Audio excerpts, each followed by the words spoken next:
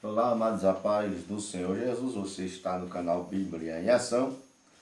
Nós iremos ler um versículo, Gênesis 3 e 5 diz assim: Porque Deus sabe que no dia em que dele comer, disse, em vós abrirão os olhos, como Deus sereis, conhecedores do bem e do mal. O tema do nosso vídeo hoje é: o homem foi feito como Deus ou tornou-se como Deus? É o nosso tema de hoje. Qual o problema aqui que nós podemos trazer? O problema é que Gênesis capítulo 1, versículo 27, a Bíblia diz: criou Deus o homem à imagem, ou à sua imagem, o criou. E em Gênesis 3 e 22, a palavra de Deus nos diz: porém, Deus diz: o homem se tornou como um de nós, conhecedor do bem e do mal. O primeiro versículo dá a entender que o ser humano foi criado como Deus. E o segundo que nós vemos, que o primeiro é Gênesis 1 e 27, dá para entender que o homem foi criado como um Deus. Já o segundo de Gênesis 3 e 22, dá a entender, ou parece afirmar, que ele tornou-se igual a Deus. Mas qual a solução que nós podemos trazer para esses dois versículos? É o seguinte: essas duas passagens abordam duas coisas diferentes.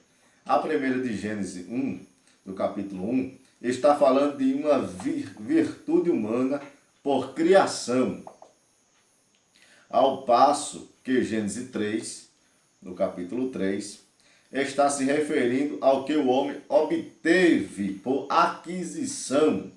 A primeira passagem refere-se a Adão e Eva antes da queda, e a segunda refere-se a eles depois da queda.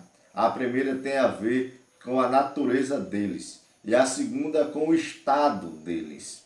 Pela criação, Adão era conhecedor do bem e do mal, uma vez tendo pecado, porém ele conheceu o bem e o mal. Quando essas diferenças são compreendidas, não há conflito algum na história entre Gênesis 1 e Gênesis capítulo 3. Então, nós vemos que não existe nenhuma contradição entre uma e outra passagem. Então, nós vemos que o que Deus, ou que a palavra de Deus está falando aqui, está falando do homem antes da queda e falando do homem depois da queda. Então, nós temos que saber dividir esses dois para tentar compreender o que a palavra de Deus está nos querendo dizer.